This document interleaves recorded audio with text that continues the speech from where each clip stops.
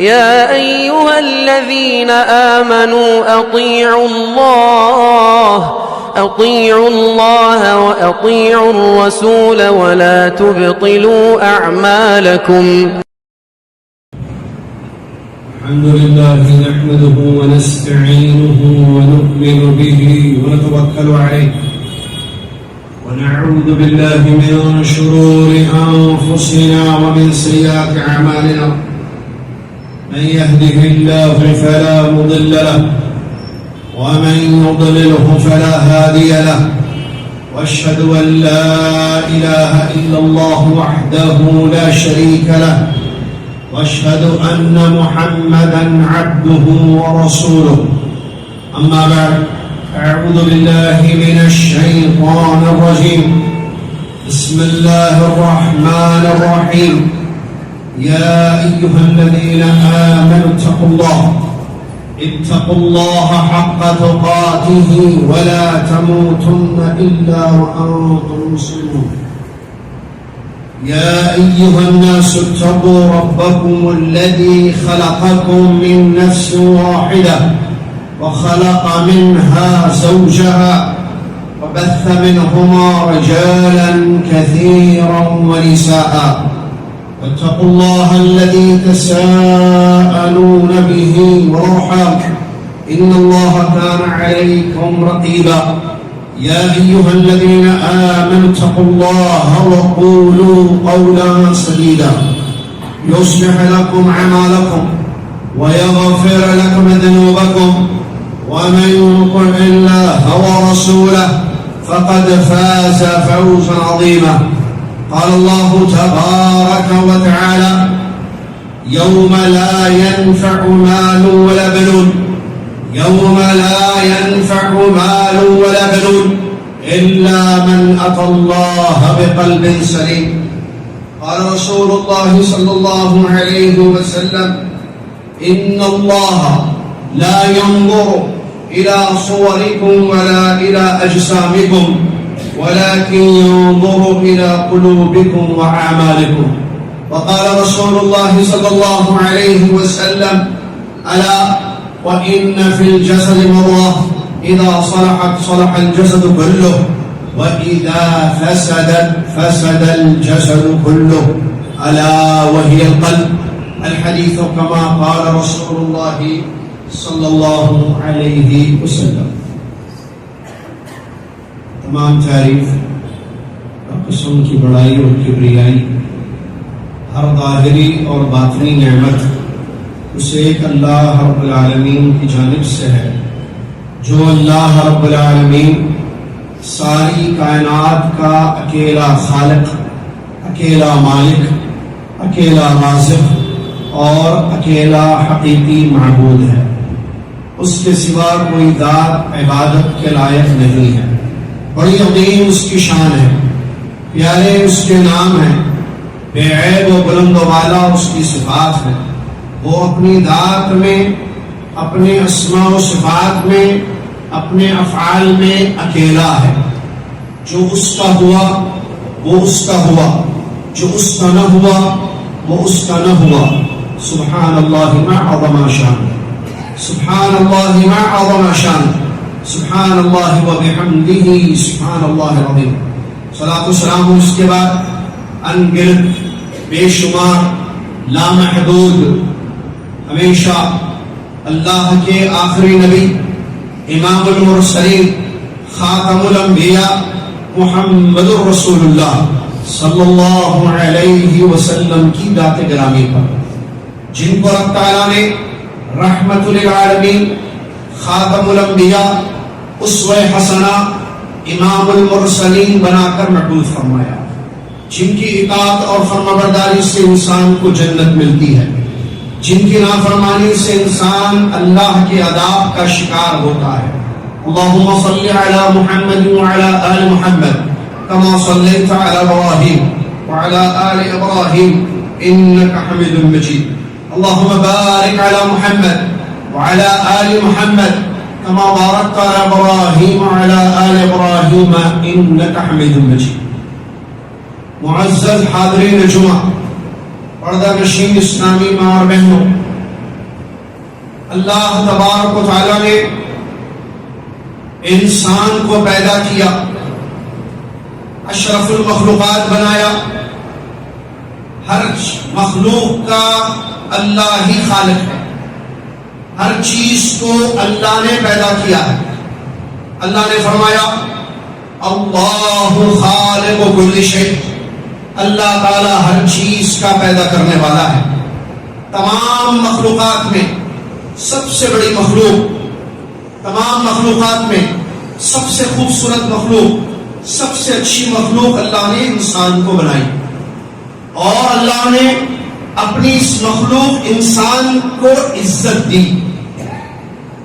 سننے کے لیے کان دیے، دیکھنے کے لیے آنکھیں دی، چلنے کے لیے پیر دیے، اور ایک بہت بڑا عضو، ایک بہت بڑی نعمت سے انسان کو نوازا، اور وہ ہے دل جو سینوں میں رہتا ہے. اللہ تبارک و تعالیٰ نے انسان کو دل جیسی عظیم نعمت عطا کی اور اس کی تکریم کی. یہ دل، اس کا بہت بڑا مقام ہے اللہ عز و جل کی نظر میں. بلکہ سمجھنا چاہیے اور یاد رکھنا چاہیے، ہمارے جسم میں جو دل ہے یہ اللہ کے دیکھنے کی جگہ ہے. دل ہی وہ حصہ ہے جس کو اللہ تعالیٰ دیکھتا ہے. میرا مطلب کہنے کا اللہ ہر چیز کو دیکھتا ہے، اس میں کوئی شک نہیں ہے، لیکن دل وہ جگہ ہے جس پر خاص اللہ کی نظر ہوتی ہے. اس کی کیفیت کیا ہے، اس کی حالت کیا ہے؟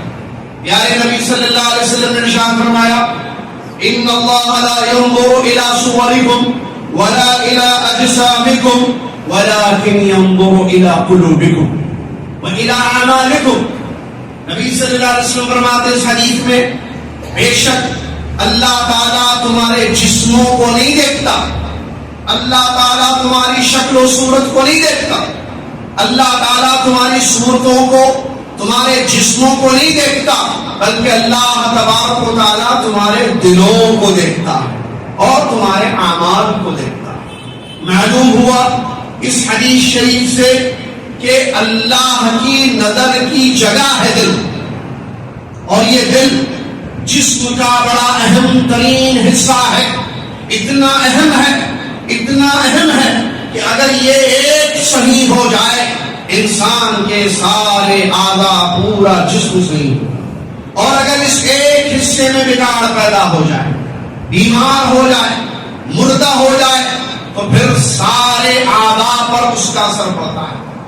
بہت بڑی جگہ، بلکہ اس کو اعضاء کا رئیس کہا گیا. جتنے پارٹس ہمارے جسم میں ہیں، آنکھیں، کان، زبان، ہاتھ، پیر، شرمگاہ، سب کا اہم ترین حصہ ہے دل. نبی صلی اللہ علیہ وسلم نے فرمایا الا وان فی الجسد مضغة اذا صلحت صلح الجسد واذا فسدت فسد الجسد كله الا وهي القلب. نبی صلی اللہ علیہ وسلم نے فرمایا جان لو، سن لو، خبردار، بے شک ہر جسم میں ایک ٹکڑا ہے، ایک پارٹ ہے، ایک حصہ ہے، ایک عضو ہے. اگر وہ ایک حصہ صحیح رہے سارا جسم صحیح رہتا ہے، اور اگر اس میں بگاڑ پیدا ہو جائے، وَإِذَا فَسَدَتْ، اگر وہ خراب ہو جائے حصہ، سارے اعضاء خراب ہو جاتے ہیں. پیارے نبی علیہ السلام نے نشاندہی فرمائی الا وہی القلب، سن لو وہ دل ہے. دل اگر صحیح سارے اعضاء صحیح، دل خراب سارے اعضاء خراب. یہ کسی ڈاکٹر، حکیم، طبیب کی بات نہیں ہے، محمد رسول اللہ صلی اللہ علیہ وسلم کے الفاظ مبارک ہیں، جن کی طرف وحی کا نزول ہوتا تھا، جن کو رسول بنایا اس نے، جس نے ہمارے دلوں کو پیدا کیا.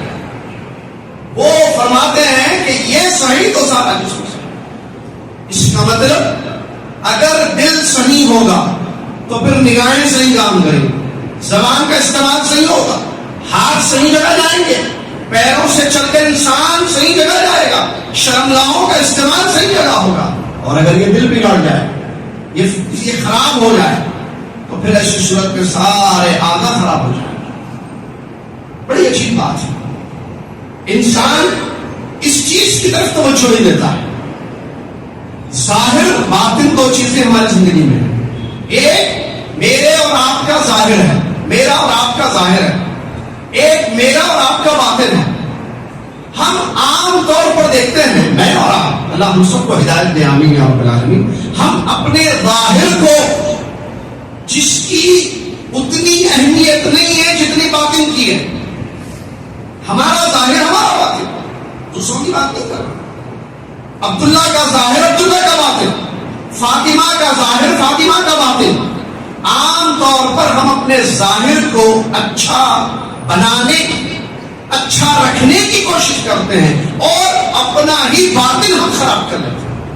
علامہ ابن قیم رحمۃ اللہ علیہ کے اگر کتابیں پڑھیں اس سلسلے میں یا ان کی اقوال مبارکہ پڑھیں تو کہتے ہیں کہ بڑا تعجب ہوتا ہے انسان پر، بڑا عجیب ہے انسان ہے، اپنے خود کے ظاہر کو اچھا کرتا ہے، اچھا رکھتا ہے، چہرہ، ہاتھ، پیر، نظر آنے والی چیزیں، دکھنے والی چیزیں، اپنے خود کے ظاہر کو اچھا رکھنے کی جتن، کوشش، جدوجہد کرتا ہے اور اپنے اندر کے دل کو خراب کرتا ہے. اس کا باطن اچھا نہیں. ضرورت اس بات کی ہے کہ جیسے ہم اپنے ظاہر کی اصلاح کی کوشش میں رہتے ہیں، اس سے زیادہ اپنے باطن کو ٹھیک کرنے کی کوشش کریں، کیونکہ اس کے ٹھیک ہونے سے ہمارا ظاہر بھی صحیح ہوگا، اللہ راضی ہوگا، زندگی بدل جائے گی اور آخرت بھی ہماری سنور جائے گی. آپ دیکھیے پیارے نبی صلی اللہ علیہ وسلم ہمارے لیے اسوہ حسنہ ہے.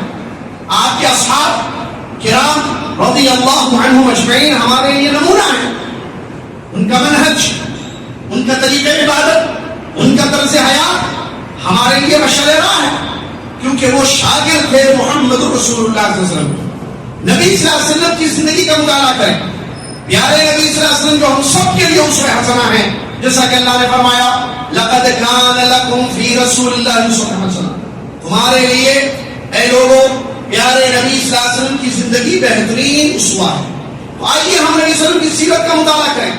دیکھیں نبی علیہ السلام نے اپنے ظاہر کو اچھا رکھا، نبی علیہ السلام نے اپنے باطن کو اچھا رکھا، لیکن زیادہ محنت، زیادہ توجہ کس چیز کی تھی؟ پڑھیے حافظ ابن رجب رحمۃ اللہ علیہ کا قول. کہتے ہیں شیخ الاسلام ابن تیمیہ رحمۃ اللہ علیہ کے مشہور شاگرد حافظ امام ابن رجب رحمہ اللہ تعالی فرماتے ہیں نبی صلی اللہ علیہ وسلم کی زیادہ توجہ اور آپ کے اصحاب جو ہمارے سلف ہیں رضی اللہ عنہم اجمعین کی توجہ کثرت صلاۃ، کثرت صیام کی طرف نہیں تھی کہ زیادہ نفل نمازیں پڑھنا، زیادہ نفل روزے رکھنا. اس سے زیادہ ان کی فکر تھی اپنے دلوں کو نیک بنانا، اپنے دلوں کو اچھا کرنا، اپنے دلوں کو ویسے کرنا جیسے اللہ چاہتا ہے. اسی لیے دیکھیے ان کی زندگیوں میں تبدیلیاں کیسے. ہمارے نبی صلی اللہ علیہ وسلم کی سیرت طیبہ کتنا صاف پاک، اللہ سے ڈرنے والا دل، اللہ کی محبت سے پر دل، اللہ کی تعظیم سے بھرا ہوا دل، اللہ کے لیے کتنا ادب تھا، اللہ کی ذات پر کتنا توکل تھا، اللہ رب العالمین کی کس قدر تعظیم وہ دل کرتا تھا. پیارے نبی محمد صلی اللہ علیہ وسلم کا پیارا دل، اور کیوں نہ ہو یہ پیارا دل؟ اللہ نے چنا، اللہ نے پسند کر لیا اس دل کو، اور پیارے نبی صلی اللہ علیہ وسلم کو امام الاولین والآخرین بنایا. اور دیکھیے صحابہ رضی اللہ عنہم اجمعین کے ظاہر کو بھی باطن جو میرے اور آپ کے لیے نمونہ ہے، اسوہ حسنہ ہے. ان کے دلوں کا حال کیا تھا؟ اللہ اکبر. ہم بھی مسلمان، وہ بھی مسلمان، صحیح، وہ بھی ایمان والے، ہم بھی ایمان والے، وہ بھی نماز پڑھنے والے، ہم بھی نماز پڑھنے والے، وہ بھی روزہ رکھنے والے، قرآن کی تلاوت کرنے والے، عمرے کرنے والے، حج کرنے والے، ہم بھی کرنے والے، لیکن ان کا باطن ہمارا باطن. غور کیجیے، دیکھیے ان کے دلوں کی کیفیت جو ہمیں ان کی سیرتوں سے معلوم ہوتی ہے، ان کے واقعات اور ان کے جو ان کے زمانے کی زندگیاں تھی اس سے ہمیں معلوم ہوتا ہے. آج ہماری زندگیوں کا حال دیکھیں، کتنے صاف صاف دل ان کے تھے. کیا میرے اور آپ کے دل ایسے صاف ہیں؟ ان کے دل مریض نہیں تھے، بیمار نہیں تھے، صحیح تھے، صحت تھی اس میں، اللہ کا ڈر تھا. کیا وہ ڈر، وہ صحیح دل ہمارا ہے؟ ان کے دلوں میں جو اللہ کا خوف تھا، کیا میرے اور آپ کے دلوں میں وہ اللہ کا خوف ہے آج؟ ان کے دلوں میں اللہ کے لیے جو محبت تھی، جو تمام محبتوں پر غالب تھی، تمام محبتوں پر غالب تھی، کیا میرے اور آپ کے دلوں میں ویسی محبت ہے؟ ان کے دل جس طریقے سے قوت التعلق جس کو بھی میں کہتے ہیں، مضبوط جڑا ہوا ان کا دل تھا اللہ سے ان کے دل مضبوط تھے، جڑے ہوئے تھے، تعلق بڑا مضبوط تھا۔ کیا میرا اور آپ کا تعلق اللہ سے ویسے ہے؟ بڑے اپنے آپ سے سوال کریں، رات میں سونے سے پہلے دیکھیں اپنے دل کو، دوسروں کی بات نہیں، میں اپنا دل، آپ اپنا دل دیکھیں، کیا ہمارے دلوں میں وہ تعلق ہے اللہ سے جو سلف صالحین کے دلوں میں تھا؟ ان کے دلوں میں جو اللہ کا ادب تھا، وہ ادب کیا میرے اور آپ کے دل میں ہے؟ ان کے دلوں میں جو اللہ پر توکل اور اعتماد تھا، اللہ کی ذات سے جو امیدیں وابستہ تھی، کیا وہ توکل، کیا وہ اعتماد، کیا وہ توکل اور وہ رجا، وہ امیدیں میرے اور آپ کے دلوں میں ہیں؟ نہیں۔ بڑے افسوس کے ساتھ کہنا پڑتا ہے، وہ دل کچھ اور تھے، یہ دل کچھ اور ہے۔ ان دلوں میں بڑی نیکی تھی، آج ہمارے دلوں میں نہیں۔ سارا لوگ، ان کا باطن، ان کا ظاہر ایک تھا، دو نہیں، دل میں چھ نہیں تھے، دو چہرے والے نہیں تھے، جیسے اندر تھا ویسے سامنے تھا۔ جو دل کی کیفیت تھی وہ ظاہر نظر آتی تھی، لیکن بڑے افسوس کے ساتھ کہنا پڑتا ہے آج ظاہر کچھ اور ہے، دلوں میں کچھ اور۔ زبان سے میٹھی میٹھی باتیں ہیں، دلوں میں بغض ہے۔ زبان سے پیارے پیارے الفاظ ہیں، رشتے داروں کے لیے، شوہر کے لیے، بیوی کے لیے، بچوں کے لیے، عزیز و اقارب کے لیے، علماء کے لیے، مسلمان حکمران کے لیے، باتیں تو بڑی اچھی ہیں، لیکن دلوں میں نفرتیں، بغض ہے، حسد ہے، سب بیماری ہے۔ یہ کب دور کریں گے ہم اس بیماری کو؟ اللہ سے ڈرنے کی ضرورت ہے، اپنے دلوں کو ٹھیک کرنے کی ضرورت ہے، یہ دلوں کا اندھاپن دور کرنے کی ضرورت ہے، کیونکہ معلوم آپ کو ہے ایک اندھا وہ ہوتا ہے جس کی بینائی نہیں ہوتی ہے، وہ تو اندھا ہے، ٹھیک ہے، اس کو دنیا نظر نہیں آتی، چیزیں نظر نہیں آتی، لیکن اس سے بڑا اندھا وہ ہے جس کا دل اندھا ہو جائے، جس کے دل کی بصارت یا بصیرت ختم ہو جائے۔ اللہ رب العالمین نے سورہ حج میں بیان فرمایا، عجیب بات ہے کہ قرآن اللہ کا کلام، اللہ تعالیٰ فرماتا ہے فَإِنَّهَا لَا تَعْمَلُ الْأَبْصَارُ فَإِنَّهَا لَا تَعْمَلُ الْأَبْصَارُ وَلَكِنْ تَعْمَلُ الْقُلُوبُ الَّتِي فِي الصُّدُورِ۔ سنو، بے شک کوئی ڈاؤٹ اور شک نہیں ہے اس بات میں کہ نگاہیں اندھی نہیں ہوتی ہیں۔ اللہ کہہ رہا ہے، خالق کا کلام ہے یہ جو میں ترجمہ کر رہا ہوں۔ فَإِنَّهَا لَا تَعْمَلُ الْأَبْصَارُ، عمیت، عنا، بینائی کا چلے جانا، اندھاپن، یہ آنکھوں کا اندھاپن نہیں ہوتا۔ اللہ کہہ رہا ہے جو آنکھوں کو جس نے پیدا کیا، کہتا ہے اللہ تعالیٰ فَإِنَّهَا لَا تَعْمَلُ الْأَبْصَارُ، نگاہیں اندھی نہیں ہوتی ہیں بلکہ اندھے ہوتے ہیں وہ دل، تو صدور جو سینوں میں بھرتے ہیں، جو سینوں میں رہتے ہیں۔ تو دل کا اندھاپن بہت خطرناک چیز ہے، اس سے خود کو بچانا بہت ضروری ہے۔ دل مردہ بھی ہو جاتا ہے جس سے کافر کا دل، دل مریض بھی ہو جاتا ہے جس سے منافق کا دل۔ اللہ نے فرمایا فی قلوبہم مرض، سورہ بقرہ کیا ہے، ان کے دلوں میں بیماری ہے، یہ بیماری ان کو ایمان سے روکتی ہے، ہدایت کا راستہ ان کو نظر نہیں آتا کیونکہ ان کے دل اندھے ہو گئے۔ آنکھیں تو ہیں، راستے دنیا کے اندر آ رہے ہیں، مکہ کی گلیاں ان کو نظر آتی ہیں، لیکن چونکہ ان کا دل اندھا ہو چکا ہے ہدایت کا اور جنت کا، کامیابی کا، اصل کامیابی کا راستہ ان کو نظر نہیں آتا ہے، اس لیے کہ ان کے دل اندھے ہو چکے ہیں۔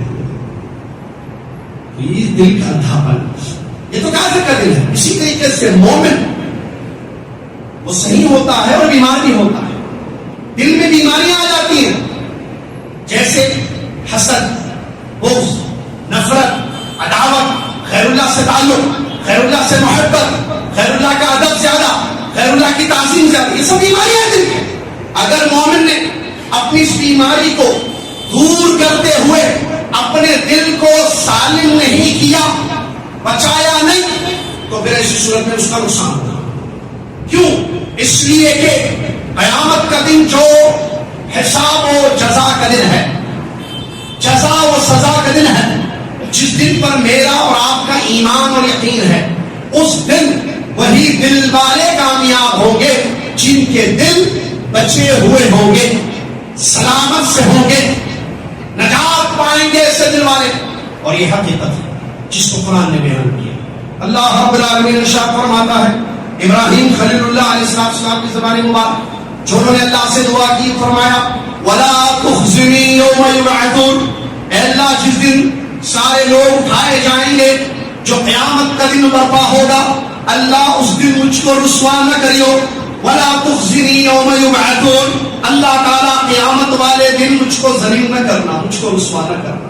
آگے فرمایا یوم لا ينفع مال ولا بنون الا من اتى الله بقلب سلیم، اس دن جس دن قیامت ہوگی، یوم لا ينفع مال ولا بنون، فرمایا اس دن نہ مال سے انسان کو فائدہ ہوگا، نہ اس کی اولاد سے اس کو فائدہ ہوگا، الا سوائے اس شخص کے من اتى الله بقلب سلیم، جو سالم دل، بچا ہوا دل، سلامتی والا دل لے کر اللہ کے حضور آئے گا.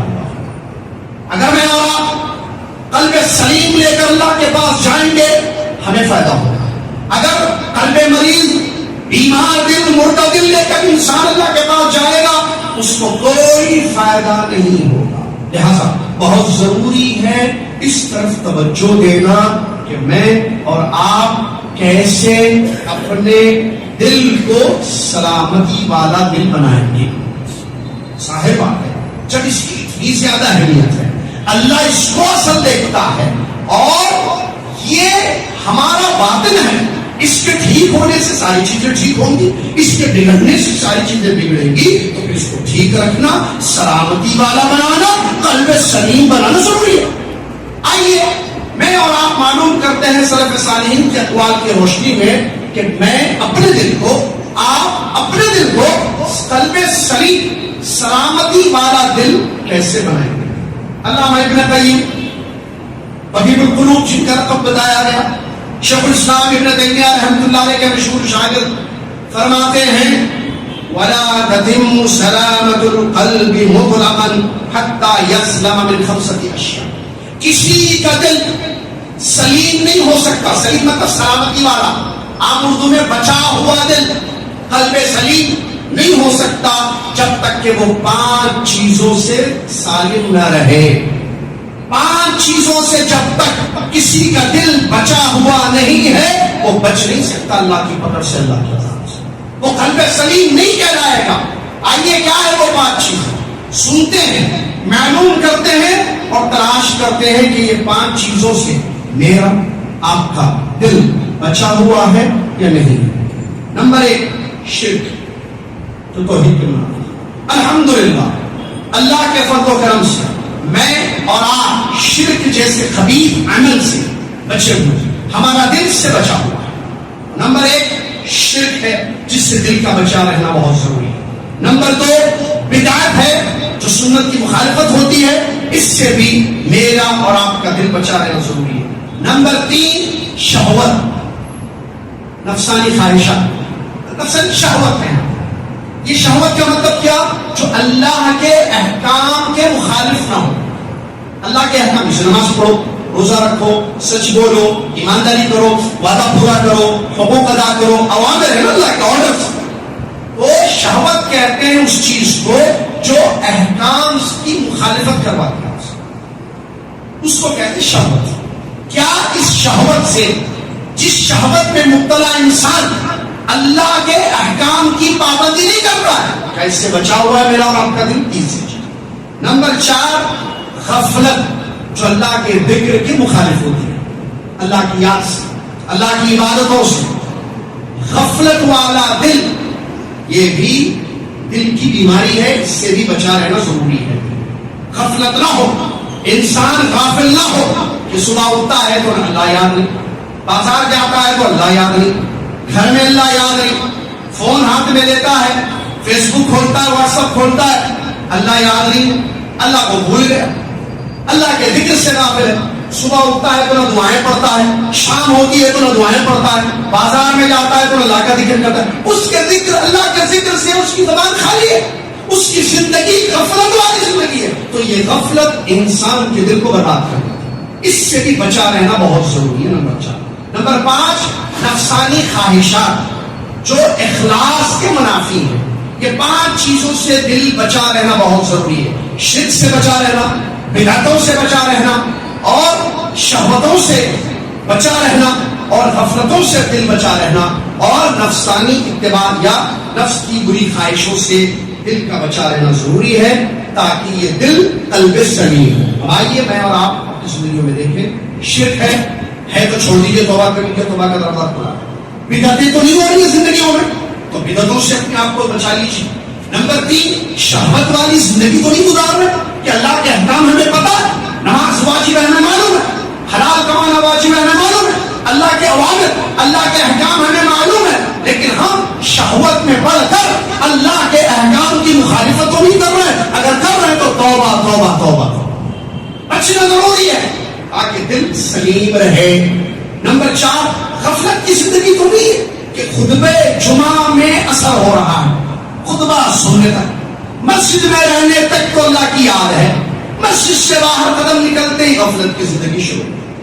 رمضان آئے تو اللہ یاد، اللہ کا ذکر، اللہ کی عبادتیں، قرآن، تراویح، نمازیں، صدقہ خیرات، مسکین، غریب، فقراء، فلاں فلاں عمرے، سب یاد۔ رمضان ختم، اس کے بعد زندگی کہیں غفلت والی تو نہیں ہو رہی۔ کسی کی موتا جنازے میں شرکت ہو رہی ہے تو اللہ یاد آتا ہے، آخرت یاد آتی ہے، اور جیسے قبرستان سے باہر قدم نکلا تو غفلت والی زندگی ہو رہی ہے۔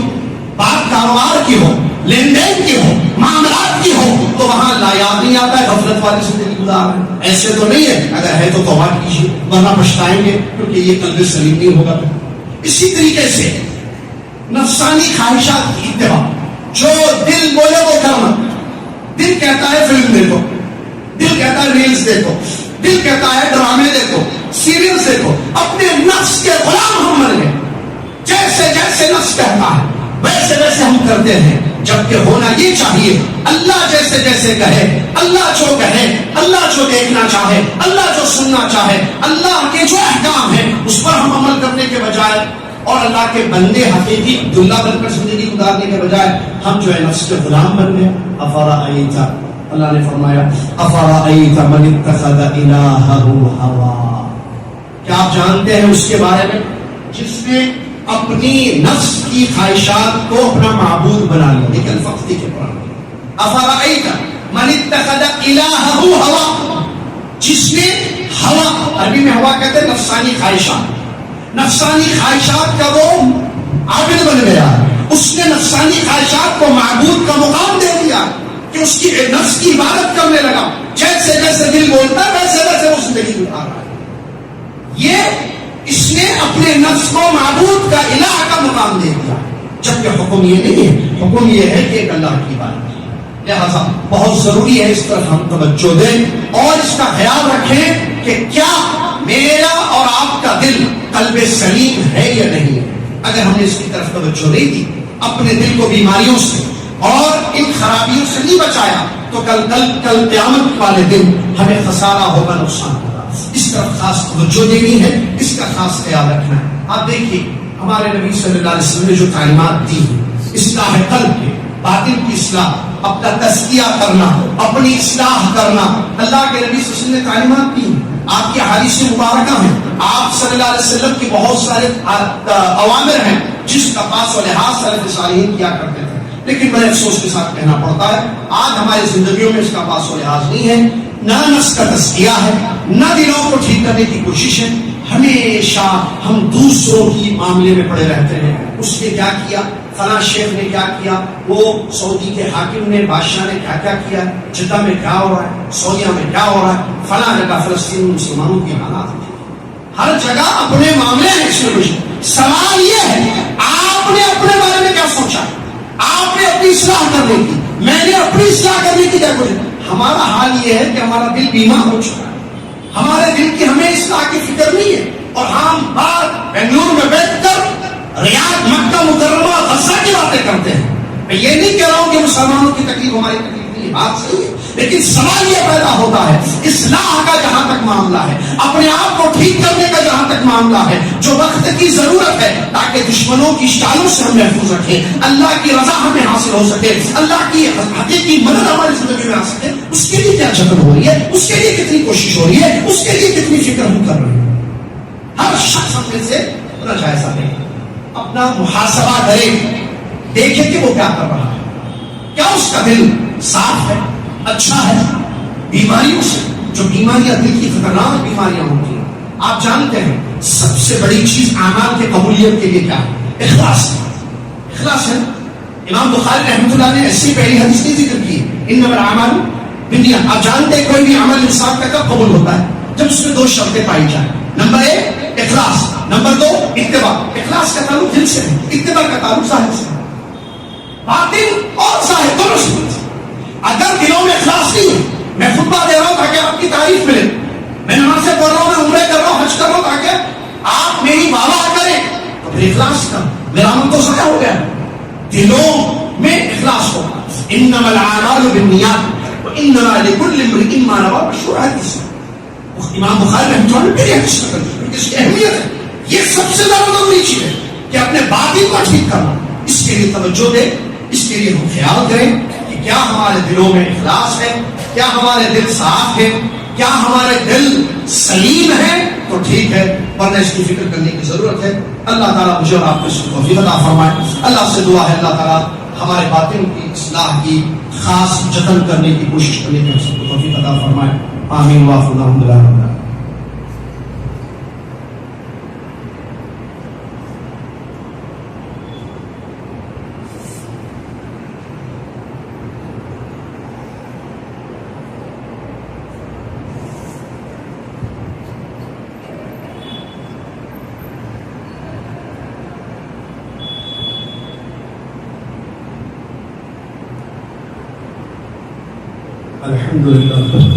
الحمد لله رب العالمين والصلاة والسلام على رسوله الأمين. تمام تعریف اس اللہ تبارک و تعالیٰ کے لیے ہے جس اللہ تبارک و تعالیٰ نے ہمیں دل جیسی عظیم نعمت عطا کی اور اس بات کا حکم دیا کہ ہم اپنے ان دلوں میں اس کا ڈر پیدا کریں. سبحان اللہ وعظم شانہ، سبحان اللہ وبحمدہ، سبحان اللہ العظیم. صلاۃ والسلام اس کے بعد پیارے نبی امام الانبیاء محمد رسول اللہ صلی اللہ علیہ وسلم کی ذات گرامی پر کہ جنہوں نے تقوی کی جگہ دل کو بتایا. اللہم صلی علی محمد وعلی آل محمد كما صليت على ابراهيم وعلى ال ابراهيم انك حميد مجيد. اللهم بارك على محمد وعلى ال محمد كما باركت على ابراهيم وعلى ال ابراهيم انك حميد مجيد. حمد و صلات کے بعد پہلے خطبے میں آپ نے دل کا مقام اور اس کی اہمیت اور دل کو سلیم بنانے کے طریقے اور چیزیں آپ نے سنی. آئیے دوسرے خطبے میں، آخری خطبے میں دل کا بگاڑ، کیسے دل خراب ہو جاتے ہیں، اس کو ہم سنیں گے انشاءاللہ. اللہ رب العالمین نے جس نے ہر چیز کو پیدا کیا، اس نے قرآن میں یہ چیز بیان کی ہے کہ بعض پتھروں کی سختی آپ اور میں اچھی طریقے سے جانتے ہیں. پتھروں میں اللہ نے کتنی سختی رکھی. اللہ رب العالمین نے پتھروں کی ایک قسم سورہ بقرہ میں بیان کی. بعض پتھر وَإِنَّ مِنْهَا لَمَا يَهْبِطُ مِنْ خَشْيَةِ اللَّهِ، بعض پتھر اللہ کے ڈر سے، اللہ کے خوف سے گر جاتے ہیں. پتھروں کے بارے میں، پتھروں کے رب نے یہ بات بیان کی ہے کہ وہ اللہ کے خوف سے، اللہ کے ڈر سے گر جاتے ہیں. اللہ کا خوف، اللہ کا ڈر. آپ جانتے ہیں معزز سامعین، یہ ان مومنوں کی اہم ترین صفت ہے جو مومنین اہل الجنہ ہوں گے، جنت میں جائیں. اللہ نے فرمایا وعد المتقون، اعدت للمتقین، اللہ نے فرمایا اعدت للمتقین، جنت کو تیار کر دیا گیا ہے، سنوارا گیا ہے اللہ سے ڈرنے والوں کے لیے. اور اللہ نے فرمایا یا ایھا الناس اعبدوا ربکم الذی خلقکم والذین من قبلکم لعلکم تتقون. اے دنیا کے لوگوں، عبادت کرو اپنے رب کی جس نے تم کو پیدا کیا اور تم سے پہلے لوگوں کو پیدا کیا، شاید کہ تمہارے دلوں میں تقوی پیدا ہو جائے.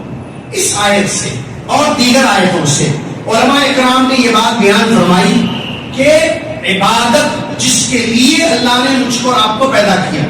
اخلاص کے ساتھ اللہ کی عبادت جو میری اور آپ کی زندگی کا بنیادی مقصد ہے. اس عبادت کا حل ہے ہمارا اور وہ ہے تقویٰ, اللہ کا ڈر. عبادت سے ڈر آنا, ڈر پیدا ہوتا ہے کب؟ جب عبادت صحیح ہو. اگر عبادت میں خلل تو پھر تقوی میں خلل پیدا ہوگا. عبادتیں صحیح طریقے سے انجام دی جائیں گی, نماز, قرآن, تلاوت, صدقہ خیرات, عمرہ, حج, روزہ وغیرہ جتنی عبادتیں, جتنی قسمیں عبادت ہو, اگر وہ ویسے ہوں جیسے اللہ چاہتا ہے تو پھر اس کا فائدہ کیا ہوگا؟ دلوں میں تقویٰ پیدا ہوگا. اور یہ دلوں کا ڈر یہ انسان کو دنیا اور آخرت میں کامیاب بناتا ہے. رزق کو لے کر لوگ پریشان ہیں, روزی کو لے کر لوگ پریشان ہیں, مشکلیں ہیں, پیسہ پساوا نہیں نکلتا ہے, بیماریاں, پریشانیاں, مختلف قسم کے مسائل ہیں دنیا میں, اور آخرت میں جہنم کی مشکل. دنیا اور آخرت کی مشکلوں سے بچنے کے لیے تقویٰ ضروری ہے. اللہ کا وعدہ ہے وَمَن يَتَّقِ اللَّهَ يَجْعَلْ لَهُ مِنْ أَمْرِهِ يُسْرًا. جو اللہ سے ڈرے گا اللہ اس کے سارے کام آسان کر دے گا. جو اللہ سے ڈرے گا اللہ تعالیٰ اس کو رزق دے گا جس کا وہ گمان بھی نہیں کرے گا. اور جنت سنوار دی گئی ہے تقوی والوں کے لیے.